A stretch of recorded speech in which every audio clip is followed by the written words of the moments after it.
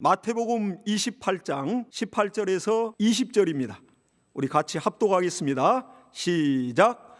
예수께서 나와 일러 가라사대 하늘과 땅의 모든 권세를 내게 주셨으니 그러므로 너희는 가서 모든 족속으로 제자를 삼아 아버지와 아들과 성령의 이름으로 침례를 주고 내가 너희에게 분부한 모든 것을 가르쳐 지키게 하라. 볼지어다 내가 세상 끝날까지 너희와 항상 함께 있으리라 하시니라. 아멘. 하나님 아버지, 오늘 주님께서 여기 금요 기도회로 모인 우리 성도님들 다 축복하시고 또 말씀을 증거할 때 성령으로 말씀을 증거하기 원합니다. 성령께서 역사하시고 일하여 주시고 은혜 받은 또 우리 성도들 다 하나님의 말씀으로 듣고 은혜 받고 또 오늘 저녁에 기도에 성공할 수 있게 도와주셔서 예수님 이름으로 기도했사옵나이다. 아멘.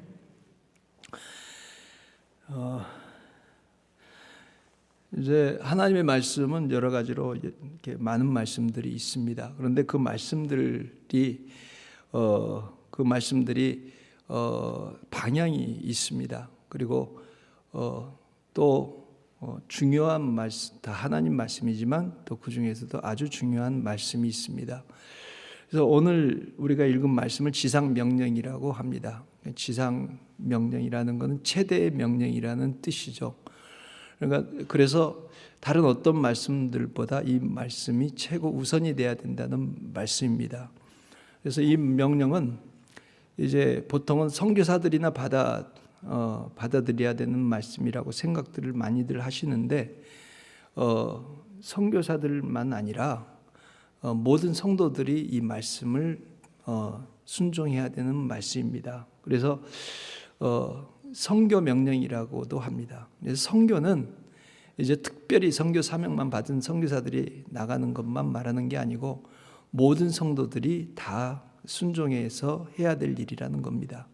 그래서 선교사는 이제 그 보냄받은 선교사, 보냄받은 자들이고 또 우리 성도들은 보내는 선교사다 이렇게 말을 합니다. 그래서 우리 모두가 선교사라는 것을 알아야 되는 거죠. 근데 많은 성도들은 그렇게 이제 생각을 안 하고 계십니다.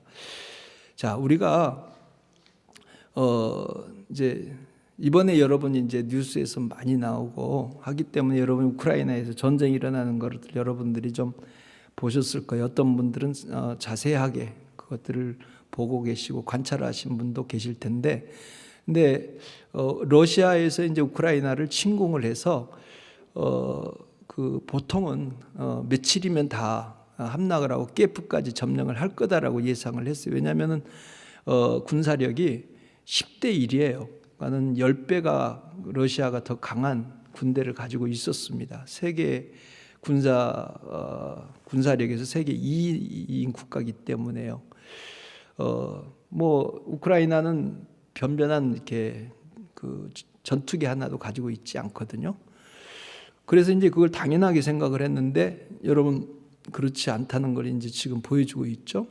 근데 이제 이렇게 전세가 뒤집어지고 이제 러시아가 지금 곧 조금 있으면 이제 거의 뭐 바닥이 날 그런 상황까지 왔어요. 그런데 이제 그 전쟁 와중에 그러면 이렇게 여러 가지 원인들이 있는데 이런 결과가 나게 된 원인 중에 큰 원인 중에 하나를 군사 전문가들이 말하기를 군비 이렇게 지원하는 데서 결정이 됐다 이렇게 말하는 사람들이 많더라고요. 여러분들이 좀 자세히 보신 분들은 이렇게 하실 것 같은데, 거기 이제 키예프로 이제 먼저 선발대가 와서 이제 탱크를 가지고 와가지고 공격을 했고요. 그 다음에 이제 군수 지원하는 물자를 가지고 이제 이동을 하는데 얼마나 그 군수 물자들을 많이 이동을 하는지 길이로 따져가지고 도로로 64km가 이어졌다 이렇게 얘기를 했거든요. 이 64km가 이어지는데 계속해서 뭐 장갑차, 그 다음에 뭐 탱크, 그 다음에 뭐 전투 뭐 트럭, 그 다음에 군수 트럭 해가지고 계속 이어지는 거예요. 그런데 이게 2주 동안을 꼼짝 않고 그것이 움직이지 않고 있었다는 거거든요. 그리고 어떤 사람들은 심지어서 어떻게 이게 이렇게 기다란 그 부대가 이동을 하는데 2주 동안을 꼼짝 않고 있을 수 있느냐, 이거는 쇼다, 전쟁에서 이런 일은 있을 수 없다, 이렇게 말하는 사람들도 있었어요. 근데 이제 그렇게 된 거는 이제 이번에 전쟁에서 아주 특수한 경우인데 드론이 역할이 컸다고 그래요. 그러니까 이제 우크라이나에 드론 부대가 있는데 40명으로 구성이 됐대요. 근데 이 사람들이 특수 훈련을 받은 사람들이 아니고요. 이 사람들이 그 드론 매니아들이에요. 그러니까 군인들이 원래 아니었다고요. 근데 드론 매니아들인데 이 사람들을 이제 이번에 이제 나라가 완전히 이제 러시아에 이제 완전히 이제 뭐 점령당하게 생겼으니까 이 사람들이 자기들이 자원해 가지고 모여서 부대가 구성이 된 거예요. 그런데 이 사람들이 드론을 가지고 4km 전방까지 이제 가까이 접근을 해서 드론을 띄우는 거예요. 그런데 폭탄을 어떤 폭탄을 썼냐면은 50년대에 쓰던 폭탄이 있대요. 그러니까 사람들이 수동으로 가서 손으로 가지고 가서 전차에 던지든지 아니면 갖다 붙이면은 이렇게 전차를 망가뜨리는, 폭발시키는 그런 폭탄이 있었는데 지금은 쓰질 않고 다 창고에 그냥 방치하는 그런 폭탄이라는 거예요. 그런데 이제 구소련 때 그거를 쓰고 있었는데 이제 이게 분리독립하면서 다른 건 다 가지고 갔는데 러시아가 그 폭탄은 쓸 데가 없다 해서 그냥 창고에 방치되어 있던 폭탄이랍니다. 근데 폭탄을 드론에다가 붙여가지고 날아가서 그거를 떨어뜨리는 거예요. 예. 그렇게 해가지고 앞에서 몇 대 그냥 와장창 깨져버리고 이제 전차들, 탱크들 다 부서지니까 더 이상 갈 수가 없게 된 거예요. 이제 우크라이나나 여기 가보시면 알겠지만은 이제 도로가 아닌 다른 데는 이렇게 대부분이 이제 밭이에요. 밭인데 거기는 이제 그 길이 아니기 때문에 이게 눈이 녹으면은 거기는 탱크가 지나갈 수 없고 차가 갈 수가 없습니다. 그러니까 앞에서 그걸 막아버리니까 군수부대가 완전히 거기서 2주 동안을 움직이지 못하고 군수를 보급해야 되는데 보급하지를 못한 거예요. 그러니까 앞에 가 있는 부대들은 계속해서 먹을 걸 주고 그다음에 군들이 싸울 수 있도록 총알을 주고 그다음에 기름이 있어요. 탱크는 기름 먹는 거거든요. 어마어마하게 기름이 들어가거든요. 근데 기름이 딱 끊어져 버리니까 움직이지 못하면 아무 고물덩어리잖아요. 고철덩어리잖아요. 군인들은 배가 고파서 여러분들 보셨을 거예요. 배가 고프니까 이 군인들이 싸울 수가 없잖아요. 그래서 사기는 완전히 떨어져 버리고 그렇게 해서 러시아 군대가 이 보급 문제 때문에 졌다고 얘기를 하는 거예요. 그러니까 우리가 이 전쟁에서뿐만 아니라 우리 영적인 전쟁에서도 똑같은 거예요. 앞에 나가서 선교사들만 가서 열심히 전도하고 열심히 가르친다고 그래서 교회가 세워지고 그렇게 되는 게 아니고, 이거는 같이 싸워야 되는 거예요. 같이 후방에서도 지원이 되고 함께 전심전력을 해서 영적인 전쟁을 하고 선교 전쟁을 해서 하나님의 나라를 세워나가는 것이라는 거죠. 그래서 우리 모두가 하나님의 나라를 위해서 선교사다. 이것을 성경에서는 주님이 명령을 하고 있는 거죠. 그래서 선교를 해야 됩니다. 교회는 선교를 해야 되고, 이 선교를 해야 되는 거는 여러분들이 이거를 어떤 쉽게 말하면 뭐 이렇게 비즈니스처럼 이렇게 뭔가 이렇게 계산적으로 되는 게 아니에요. 이 받은 것이 있고 은혜를 받았으면 이것을 줘야 된다고요. 물이 고여 있으면 썩어버리거든요. 계속 흘러가야지 살아있는 물이 되는 거죠. 썩은 물이 아니라, 고인 물이 아니라. 사람 몸도 피가 흐르는데 피가 딱 막혀버리면 그걸로 죽는 거거든요, 사람이. 피는 계속 돌아야 되는 거예요. 그런 것처럼 영적인 원리도 성경에서는 이거를 우리가 받았으면 받은 것들을 줘야 된다는 거예요. 그래서 선교사를 내보내야 되고 그 선교사가 나가서 복음이 들어가지 않는 곳에, 교회가 세워지지 않는 곳에 가서 그들에게 계속해서 복음을 전하고 그들이 은혜를 받고 믿음을 갖고 제자가 돼서 그들이 또 이렇게 장성한 교회가 되도록 도와줘야 된다는 거죠.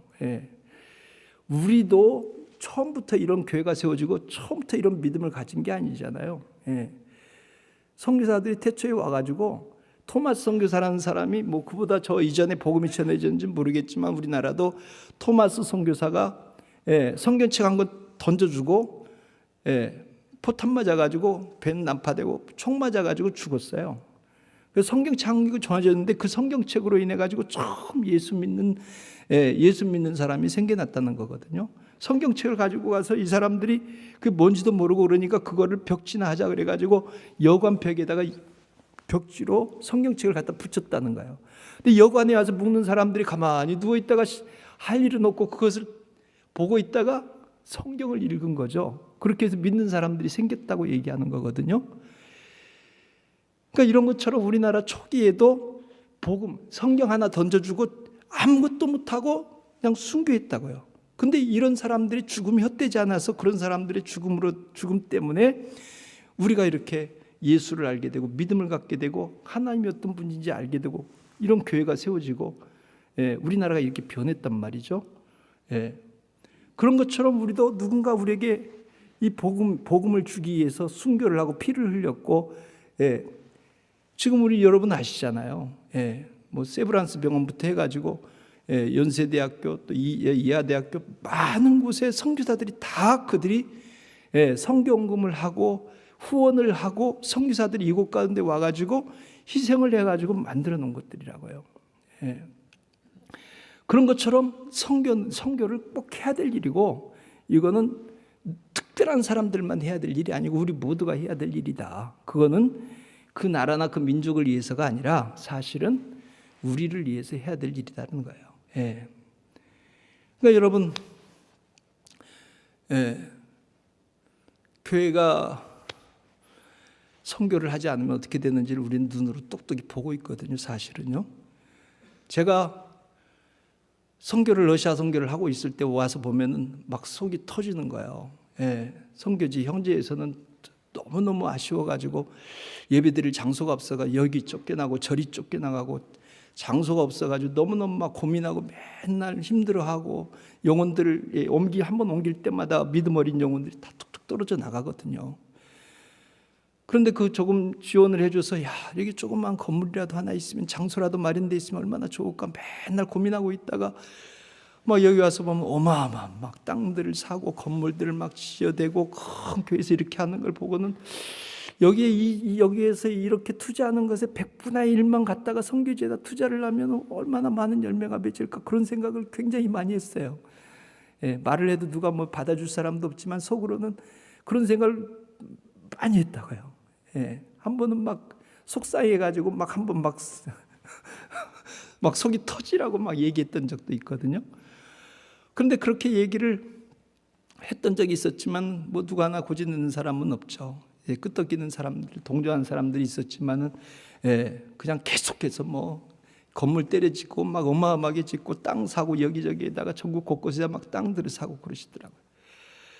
그런데 이게 물이 흘러야 되는데 막 은혜를 받고 뜨거워져서 주님 말씀대로 살고 싶어하고 복음을 전하고 싶어하는 젊은이들이 새벽 이슬 같은 막 그런 일꾼들이 막 일어나가지고 그렇게 하고 싶은데 딱 길을 박아버리고 선교를 하지 않고 투자를 하지 않으니까 어떻게 하겠어요? 얼마나 답답하겠냐고요.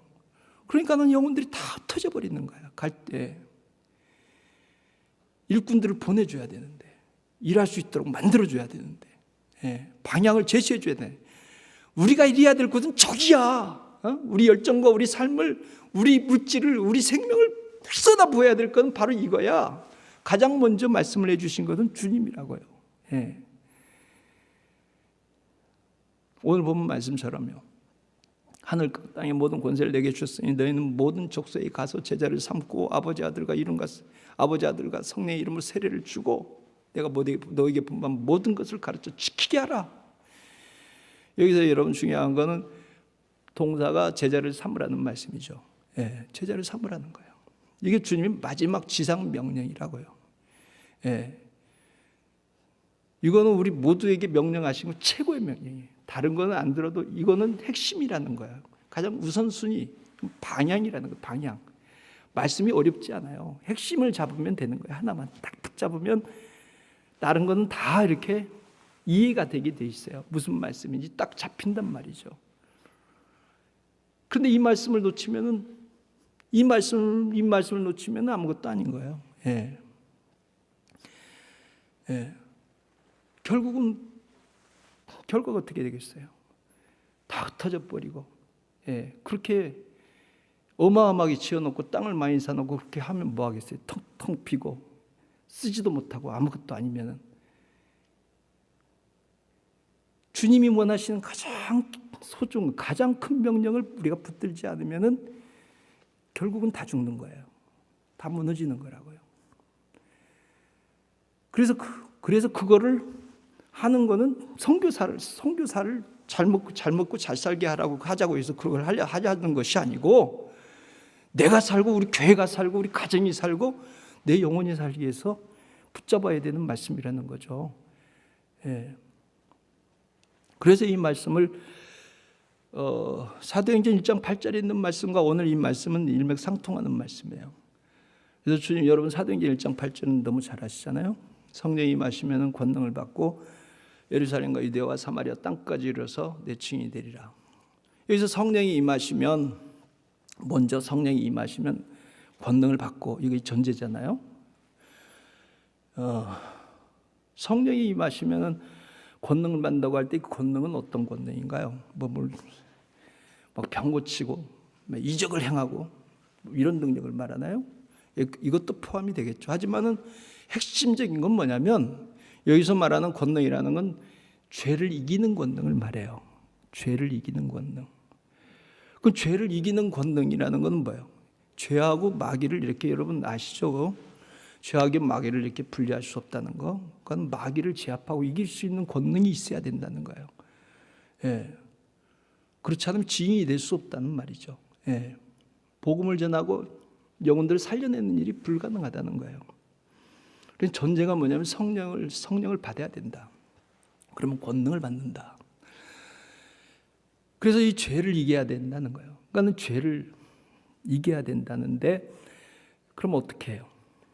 여러분 어떻게 해야지 이 성령이 임하고 권능을 받을 수 있겠습니까? 먼저는 제일 중요한 것 중에 하나의 핵심은 뭐냐면, 이거를 받기 위해서는 먼저 죄인이라는 것을 알아야 된다는 거예요. 죄인이라는 것을 알아야지. 이거 다르게 말하면 여러분 회개가 이 말이거든요. 회개가 난 죄인입니다라는 것을 여러분 아시잖아요. 죄인이라는 걸 알아야 된다는 거죠. 나는 죄인입니다라고 말하는 거는 단순하게 그냥 죄인입니다라는 그런 단순한 뜻이 아니잖아요. 그 말은 뭐냐면 죄의 노예라는 거예요. 다르게 말하면 죄를 이길 수 없다는 거고 마귀를 이길 수 없다는 거고, 그 말은 뭐예요? 하나님 뜻대로 절대로 못 산다는 거예요. 하나님하고 부합할 수 없는 인간이라는 거예요. 이게 전제가 돼야 되는 거죠. 완전 타락, 완전 무능. 나는 아무것도 아닙니다. 이거를 알아야 돼요. 근데 이거를 알려면 어떻게 해야 돼요? 여러분 안다는 게 중요한 건데, 거울을 보고는 몰라요. 거울을 보면 잘생긴 얼굴밖에 안 보이는 거요. 예쁜 얼굴밖에 안 보여. 그건 안 보이는 거예요. 그러니까 그 내면 속에 있는 이 죄를 보여주는 거는 하나님만이 보여주셔야 돼요. 우리가 엑스레이를 찍어야 속에 있는 것들을 볼 수 있는 것처럼 하나님의 빛이 비쳐야 되거든요. 우리 예수 믿고 구원받는 거요, 그거 우리 사람의 뜻으로 되는 게 절대 아니라는 이유는 바로 이것 때문에 그러는 거예요. 회개를 해야 되는데, 회개를 하는 것이 하나님의 빛을 비춰주셔야 되는 거예요. 하나님의 빛을 비춰주셔야지 자기를 볼 수 있게 되고, 자기가 완전 타락한 인간이고 무능한 인간이고 지옥 갈 수밖에 없다는 것을 철저하게 깨달아야 되는 거예요. 내 양심대로 살았다, 나 양심적인 인간이다. 이 사람은 아직 회개하지 않는 사람이죠. 아직 못 보는 사람이에요. 예수 믿는 사람들 가운데도 그런 사람들이 가끔 있어요. 난 양심적으로 살았다고. 그건 아직 회개가 안 됐다는 걸 말하는 거예요. 그러니까 척발도 안 내딛는 사람이야, 이 사람은요. 그러니까 회개가 됐다는 건 뭐냐면 완전 타락을 고백할 수 있는 사람이에요. 나는 아무것도 할 수 없다는 걸 철저하게 깨달아야 돼요. 이 사람은 이걸 고백하는 사람은 무릎을 꿇을 수밖에 없는 거고, 하나님 나 살려줘요. 나 아무것도 할 수 없어요. 하나님 앞에 완전히 엎드리는 거예요. 이거는 한 번으로 끝나는 게 아닙니다.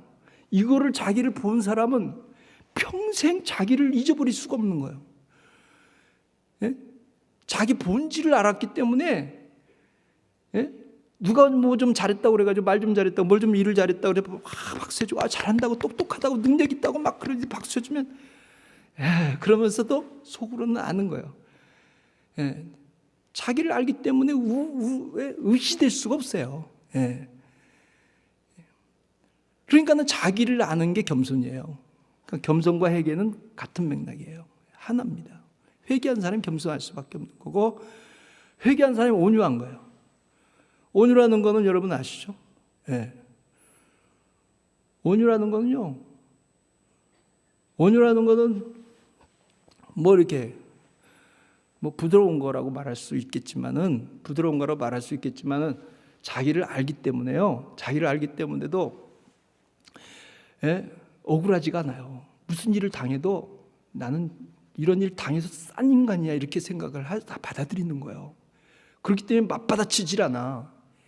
이 새끼 저 새끼 하면서 욕하고 막 쌍욕하고 막 나를 대들고 막 억울한 일을 당하는데 하면은 막 같이 되는 건 이유가 뭔지 난 내가 왜 잘못한 것도 없는데 내가 왜 그런 일을 당해야 돼? 이런 마음이 막 올라오니까는 같이 싸우는 거고 억울한 거예요. 그런데 진짜 자기를 아는 사람은요 그런 일을 당하면서도 그래 나는 마땅히 이런 일을 당해서 싼 인간이야. 같이 대들질 않아요. 예. 하나님 나를 낮추시는군요. 나를 다시 보게 해주시는군요. 이렇게 하나님 앞에 엎드리는 거죠. 예수님이 그랬어요. 그래서 예수님이 온유하신 분이에요. 그분은 근데 죄가 없는 분이잖아요. 근데 인간의 죄를 대신 뒤집어 쓰셨기 때문에 양같이 어린 양같이 그렇게 억울한 일, 가장 억울한 분인데 가장 죄가 없는 분인데 죄인처럼 죽으셨는데도 그분은 인간의 죄를 뒤집어 쓰셨기 때문에 그거를 양이 가장 바보 같다고 그러잖아요. 피가 뚝뚝 떨어지는데도 털을 깎는데 뚝뚝 떨어지는데도 흠에 하고 대들질 않아. 예수님이 그러셨거든요. 그게 온유하다고 그러거든요. 그거는 회개부터 시작이 되는 거고 죄를 아는 거예요. 자, 이 사람이 믿음이 있는 사람이에요. 믿음이 있다는 건 하나님을 의지하고 산다는 거예요. 하나님 없이 못 산다는 거예요. 하나님 앞에 매달리고 사는 거예요. 기도의 원리는 여기서 시작되는 거예요. 기도를 왜 하는데? 주님의 도움이 없이는 난 못 사니까 기도하는 거예요. 여러분 여기 와서 여기 앉아서 앉아있고 싶겠어요? 예? 텔레비 틀면은 200가지가 넘는 채널이 보고 싶은 것들을 얼마든지 볼 수 있고 재미난 것들이 널려 있잖아요. 그런 것들 다 때려치고 여기까지 오신 분들은 믿음이 있어서 온 거야. 왜? 주님 의지하지 않고 주님 도움 없이 난 못 산다고 고백하는 거예요, 이게. 예. 그래서 기도하는 사람은 믿음이 있는 사람이에요. 이렇게 저는 딱 잘라 말합니다. 그 사람 믿음이 있는 사람이다. 왜? 주님을 의지하고 사니까. 주님 없으면 못 산다고 고백하는 사람이니까. 예. 기도 안 하는 사람은 말로 온갖 미사여구를 다 성경을 달달달 외우고 아름다운 말을 할지라도 무릎 꿇지 않는 사람은 그 사람은 믿음 없는 사람입니다. 주님 의지하지 않는데 무슨 믿음이 있어요? 그 사람에게. 말씀도 머리로 하는 것과 말씀을 붙들고 사는 것과는 다른 거거든요. 그래서 이걸 믿음이라고 하는 거죠. 하나님 없이 못 살아요. 주님 없이 못 살아요. 나 좀 살려주세요. 주님 앞에 눈물이 뚝뚝 떨어지면서 하나님 나 좀 살려달라고. 주님 의지하고 붙들고 주님 앞에 부르짖고 나 좀 살려주세요. 도와주세요. 지금이 그래야 될 때거든요. 교회들을 보세요. 이 교회, 우리 교회만 그러는 게 아니고 다른 교회도 마찬가지입니다. 많은 교회들이 영적으로 소망이 없어요. 힘이 없다고요. 나라는 어떨까요? 지금 이 시대가 어떤데요? 시대를 보라고 하셨잖아요. 지금은 기도해야 될 때라고요. 주님 살려달라고. 내 자식을 생각하면 네 자식을 위해서 울라고 그러셨거든요. 네 자식을 위해서 울어라. 너와 네 자식을 위해서 울어라. 주님 앞에 지금 울어야 된다고.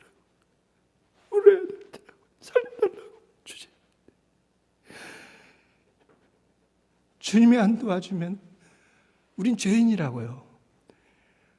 예? 주님이 안 도와주면 마귀에게 꽉 붙들려서 질질질질 끌려다니는 개새끼처럼 질질질질 끌려다니고 살 수밖에 없는 그런 인간이라는 거예요. 그래서 주님을 의지할 때, 회개할 때 성령이 임하십니다. 기도하는 사람에게 성령이 임하시고 역사하셔요. 그래서 기도를 해야 된다는 거예요. 성령의 도움, 주님이 어떻게 도와요? 우리 잘 알잖아요. 주님은 성령 실제적으로 우리 가운데 함께 하시는 분, 실제적으로 우리 가운데 일하시는 분은 성령이시라고요. 그래서 주님을 의지하면, 회개하면 그 회개하는 사람에게 성령이 오셔서 성령이 임하셔서 권능을 주신다 그랬어요. 성령으로 말미암아서만 권능을 가질 수 있어요. 죄를 이길 수 있단 말이에요. 예?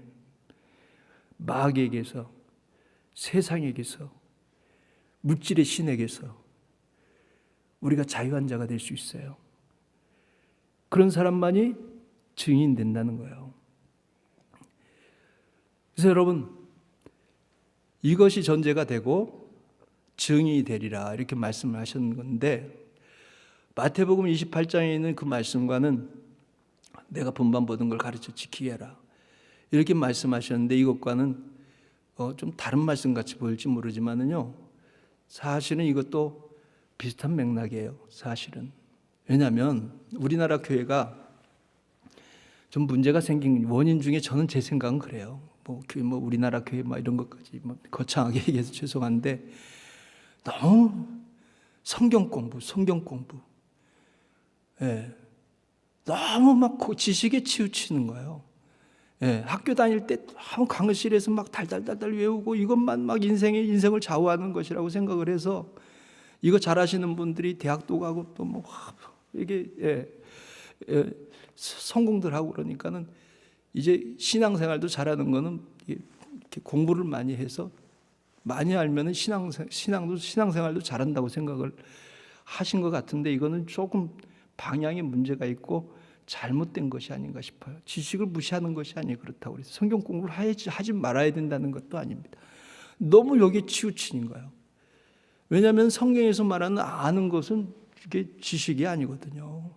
예. 어떻게 사랑을 지식으로 압니까? 사랑을 받아야지 사랑을 받은 사람이 사랑을 아는 거거든요. 복음이 이거거든요. 예. 그러니까 성령으로 말미암아서 알게 되는 거예요. 요한일서 2장 23절인가. 성령의 기름 부음이 모든 걸 가르친다고 그랬거든요. 성령의 기름 부음이 모든 걸 가르친다는 거예요. 예. 그 말은 성령으로 말미암아 복음을 알고 예수를 알고 사랑을 알면요, 딱 주님을 알고 난 다음에는 성경에 있는 말씀을 딱 보면 그 말씀이 무슨 말씀인지 알아. 예. 제가 사랑을 받았으니까, 주님이 어떤 분인지 아니까. 예. 그래서 이것이 한갓 지식으로만 되는 게 아니에요. 그런데 많은 사람들이 교회를 오래 다니다 보면 지식이 생기고 아는 것이 생기니까 그게 자기 신앙이라고 생각을 하고 착각을 하는 거예요. 지금도 마찬가지예요. 예. 여러분이 오랜 동안에 여러분이 말씀을 듣고 성경을 읽고 해서 머릿속에 들어가 있고 삶에 체득화된 이 지식들이 마치 자기 신앙이라고 생각을 하고 착각을 하는 사람들이 굉장히 많은 것 같아요. 그렇지 않아요. 예. 그냥 지식일 뿐이에요. 예. 아무런 힘이 없어요. 오직 성령으로 말미암아 아는 지식만이, 그리고 성령으로 말미암아 능력을 받아야만이, 이것만이 내 말씀이 될 수 있고 그 말씀으로 내가 변화될 수 있는 거예요. 예. 그래서 여러분, 우리가 이렇게 해서 알게 되고 이렇게 해서 가지게 된 그 말씀으로 그 사람의 삶이 되고요, 그 사람의 삶이 나타나게 되는 거예요. 그래서 이렇게 주님 앞에 의지하고 주님 앞에 엎드리고 주님을 믿게 될 때 성령이 임하고, 성령이 임함과 함께 하나님께서 우리들에게 하나님의 능력, 하나님의 성품, 하나님의 지식, 이런 것들을 부어주시거든요. 그걸 가지고 우리가 봉사도 하고, 그걸 가지고 말씀도 증거하고, 그걸 가지고 섬기기도 하고, 그래서 성령으로 봉사한다고 그러잖아요. 예. 그러니까 여러분, 성령으로 해야 되는 거야. 그러니까 애당초 내 건 없는 거예요. 내 건 없는 거예요. 그러니까 이걸 아는 사람들은요, 성령의 도움이 없이는 할 수 없다는 걸 알기 때문에 본래 내 성품, 본래 내 능력, 그게 어떤 것지, 얼마나 지랄 같은 것이고, 얼마나 보잘것없는 것이고, 얼마나 더러운 것인고, 얼마나 하나님 앞에 아무것도 아닌 것인지를 자기가 철저하게 아는 사람은요, 하나님 앞에 매달리는 거예요. 엎드리는 거야. 예. 하나님 나 못해요. 하나님 나 할 수 없어요. 하나님 나 지식도 없고 지혜도 없고 능력도 없는 거 너무 잘 아시잖아요.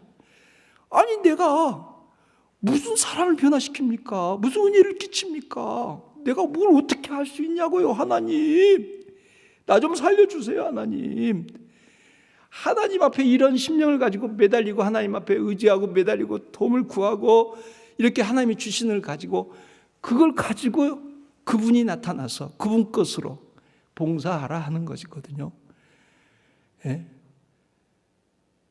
그럴 때 거기에서 하나님의 영광이 나타나고 하나님 일하심이 나타나서 예?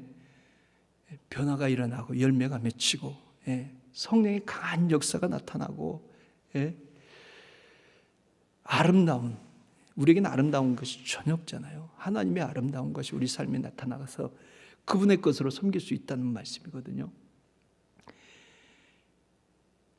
그래서 우리에게 주님이 하신 이 말씀을 붙들고 우리에게 주신 말씀을 가지고 우리가 우리 봉사하는 삶과 우리 교회에서 섬기는 것뿐만 아니라 우리에게 주신 각각의 달란트를 가지고 전심전력을 해서 주님 명령하신 이것을 감당하기를 원하시고 이렇게 하라고 말씀을 하시는 겁니다. 제가 그래서 이번에도 이제 우크라이나에서 우리 성도들이 포탄이 막 떨어지고 제가 이제 나올 때는 저도 전혀 나오고 싶은 마음이 없었고요.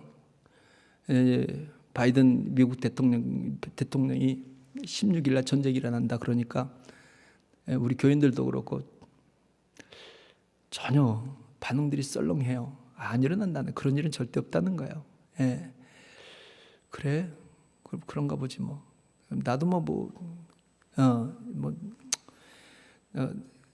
나가라고 그래도 안 나갈 거야. 또 뭐 제가 우리 그 선배 선교사님 KF에 계신 분이 계신데 그분이 한국에 먼저 이제 사모님이 수술을 받으시고 먼저 한국에 나가 계셨어요. 걱정이 되셔가지고 한국에서는 계속 이제 뉴스에서 전쟁이 일어난다고 그러니까는 걱정이 되셔가지고 전화가 왔어요.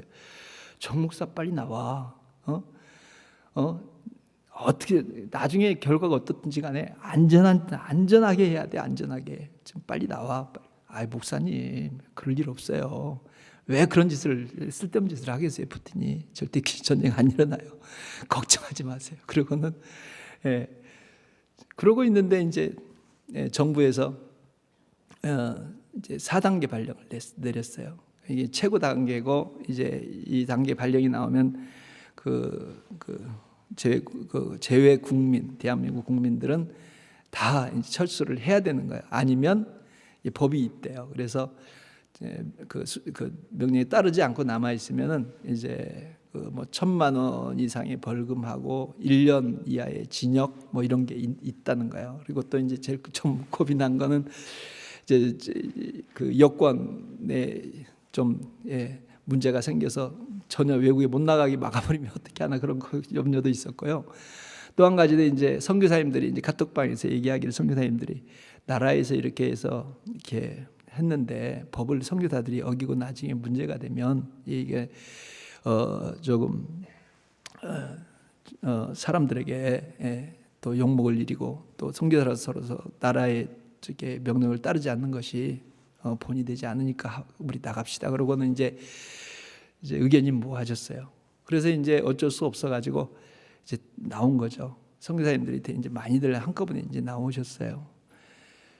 지금 이제 한 4-5가정 정도가 이제 우크라이나에 남아 계신데 어쨌든 제가 이제 16일 날 그러면 16일 날 이전에 나가자. 갑자기 전쟁이 터지고 나면 비행기가 그냥 즉시 비행기가 운행을 안 하거든요.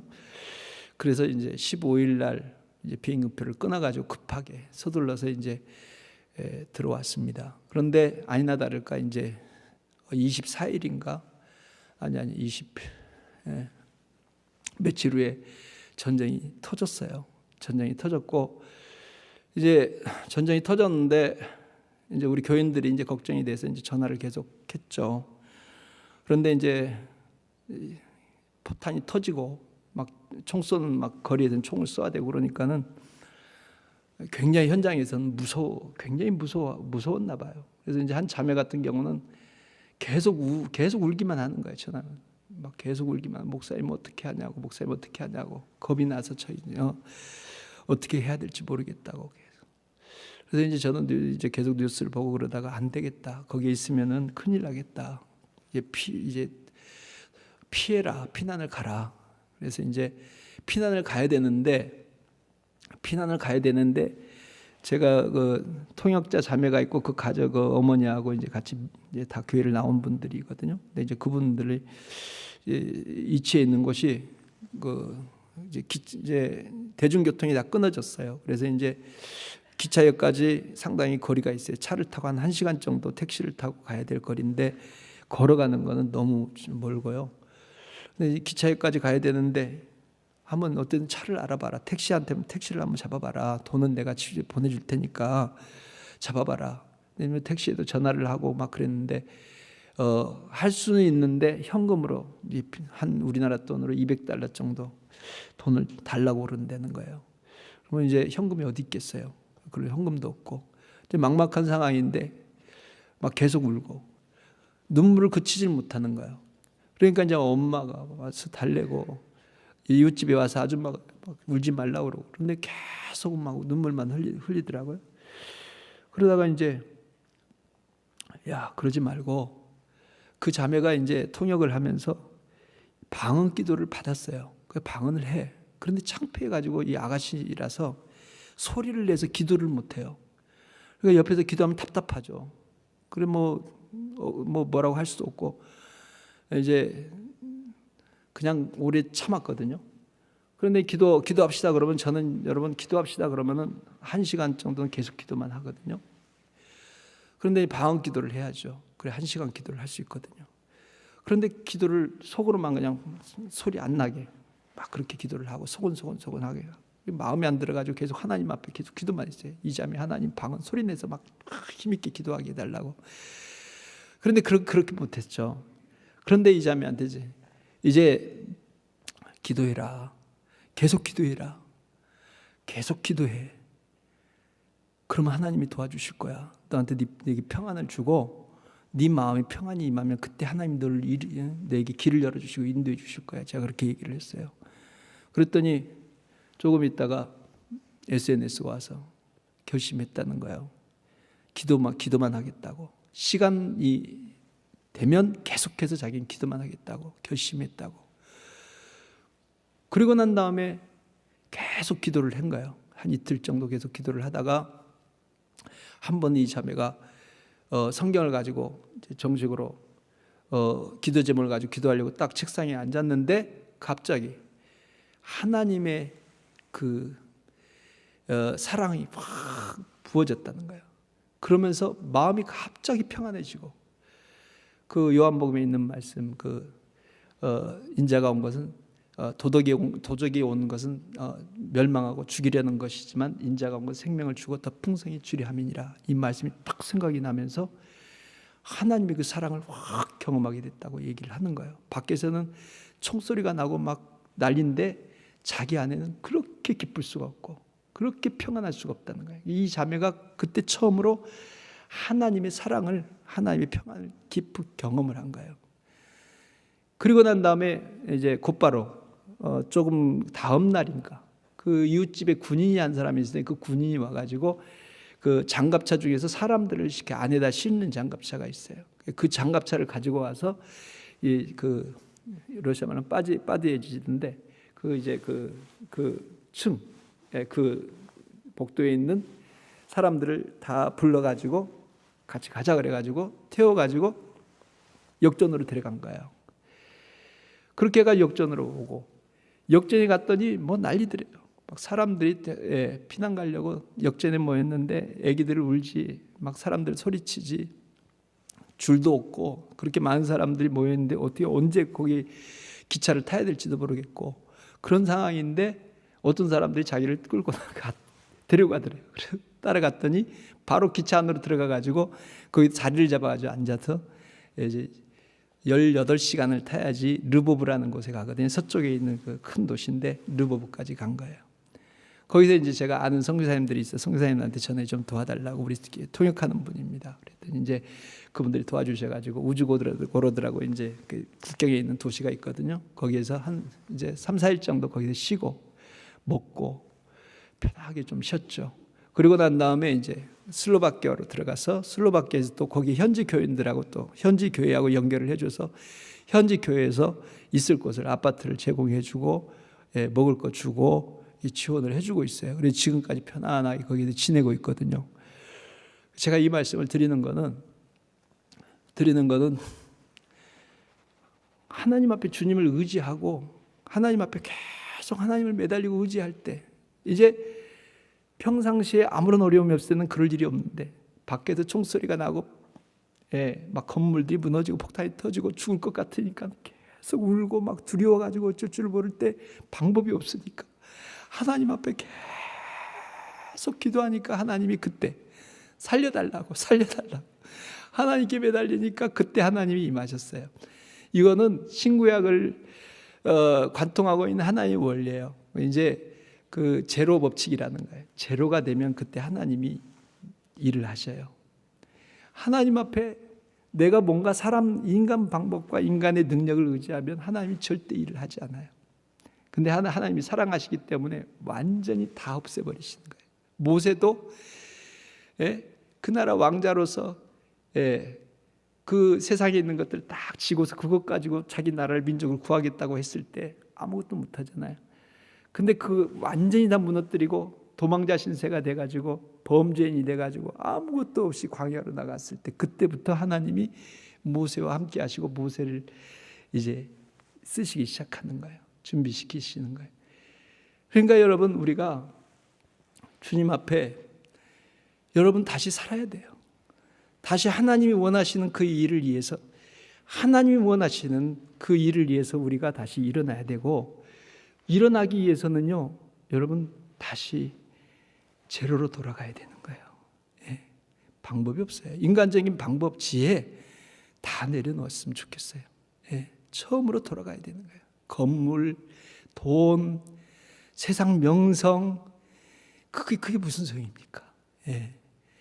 그런 거 다 내려놓고 하나님 나 이제 주님 앞에 하나님 앞에 섰습니다. 나 좀 살려주세요. 우리 교회 좀 살려주세요. 하나님 하고 하나님 앞에 엎드려야 됩니다. 이렇게 할 때 그때부터 하나님이 일을 하기 시작하시는 거고요. 주님 여러분 많은 걱정이 있잖아요.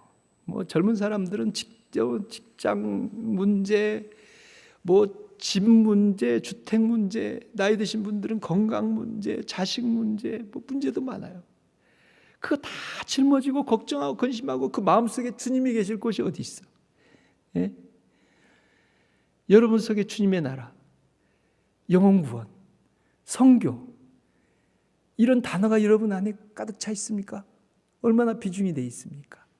여러분 주님 뭐라고 그러세요? 먼저 모든 족속으로 가서 제자를 삼아 아버지 아들과 성령으로 침례를 주고 내가 너에게 분부한 것을 모든 걸 가르쳐 지키게 하라. 이게 먼저예요. 이거 먼저 하라는 거예요. 그러면 세상 끝날까지 항상 내가 너희와 함께 있으리라 이렇게 말씀했어요. 이 말씀이 뭐예요? 네 문제는, 네 자식 문제는, 네 주택 문제는, 네 노후 문제는, 네 건강 문제는 내가 책임질게. 그거는 네 문제가 아니고 내 문제야. 내가 너와 함께 있을지어다라고 말씀 속에 다 있는 겁니다. 여러분 똑같은 말씀 잘 하시잖아요. 무엇을 빌까? 무엇을 마실까? 무엇을 먹을까? 염려하지 말라. 이방인들이 하는 것들이니라. 너희는 먼저 그의 나라와 그의 의를 구하라. 그러면 이 모든 것을 너에게 더하여 주시리라. 너무나 잘 알잖아요. 너무나 확실하고 명확하잖아요.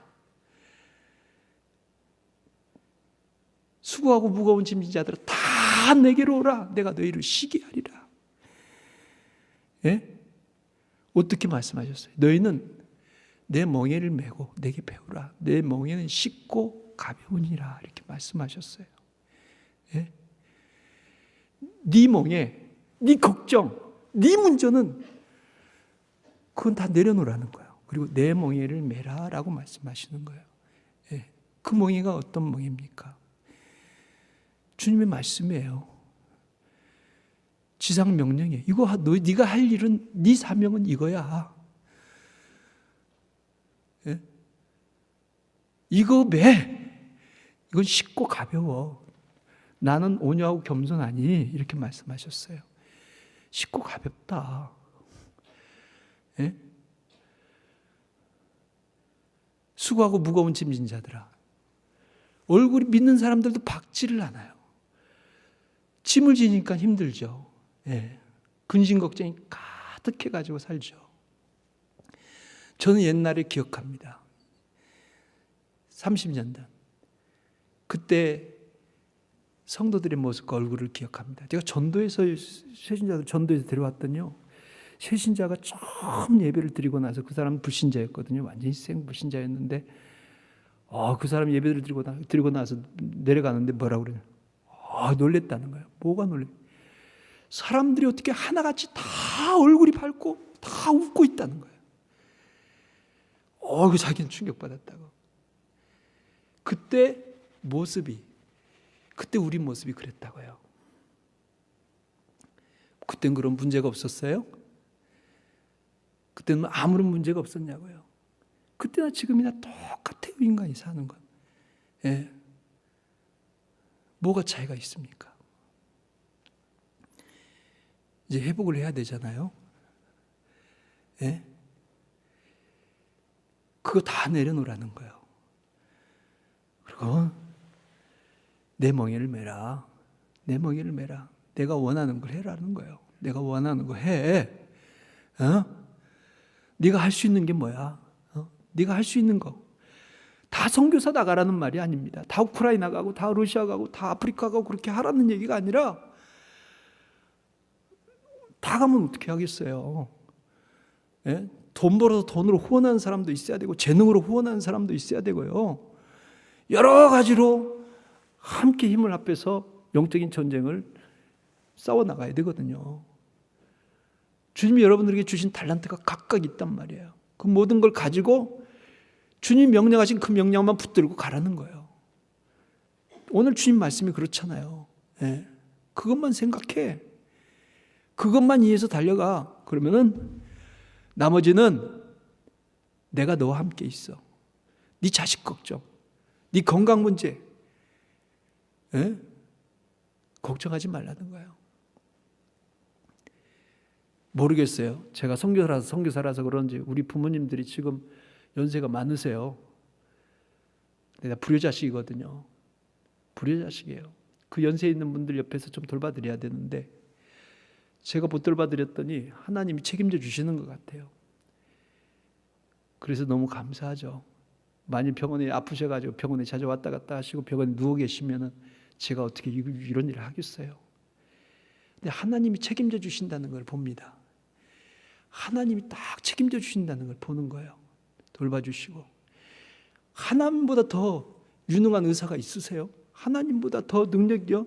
하나님보다 더 잘 도와주시는 분이 있겠어요? 서포트해 주시는 분이 있겠냐고요. 우리 자식들 하나님보다 더 잘 키워주는 교육가가 있겠어요? 하나님이 책임져 주겠다는 거잖아요. 네 자식 내가 책임져 줄게. 네 자식이 앞날 내가 도와줄게. 이 말이거든요. 같이 기도하겠습니다. 기도할 때 저는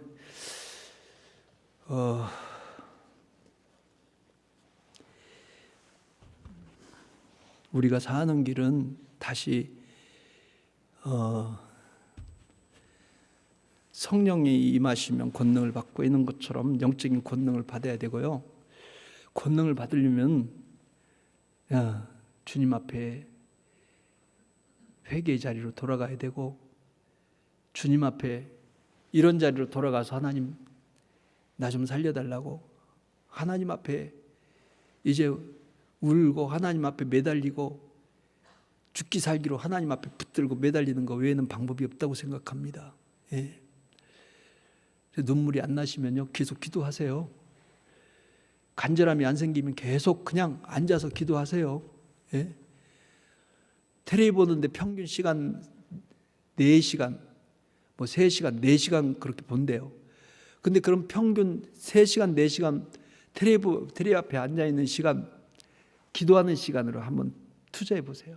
3시간만 앉아보세요. 4시간 앉아있고 그냥 기도한다고 생각하고 앉아서 하나님 앞에 방언으로 기도하고 생각나는 대로 기도하고 막 기도를 해보세요. 그렇게 하시다 보면요, 1시간 안 되면 2시간, 2시간 되면요 반드시 하나님이 여러분 가운데 함께 하십니다. 마음이 감동이 오는 거예요. 하나님 앞에 간절함이 생기는 거예요. 하나님 앞에 막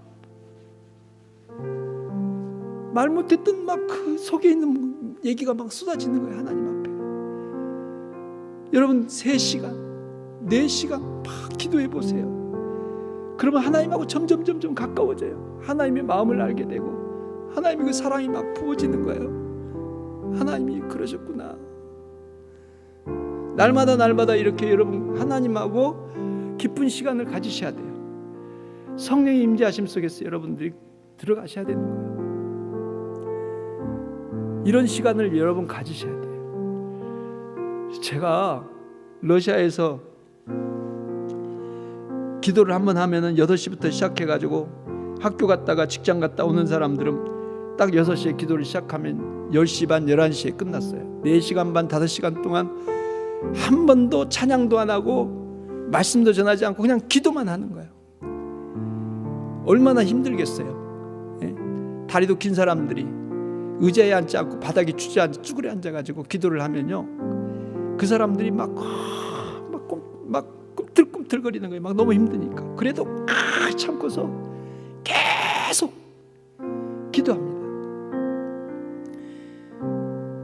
20명, 30명이 조그만 방에서 앉아가지고 막 딱딱딱 붙어가지고 막 기도하는데, 기도를 크게 해야지, 통성으로 해야지 4시간, 5시간 견딜 수 있다고 생각하니 저는 막 통성으로 기도하거든요.